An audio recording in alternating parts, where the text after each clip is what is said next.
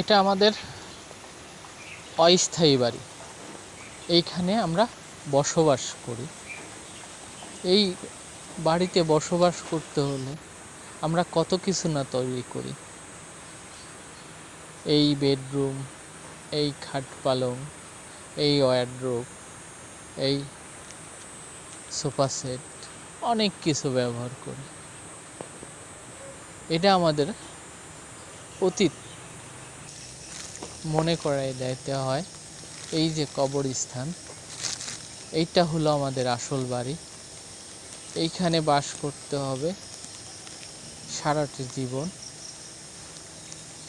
এই জীবনে এই বাড়িতে কোনো বেডরুম নাই, বেডরুম আছে। 3 দিকে মাটির দেওয়াল, নাই কোনো জাজিম, আছে শুধু কাফনের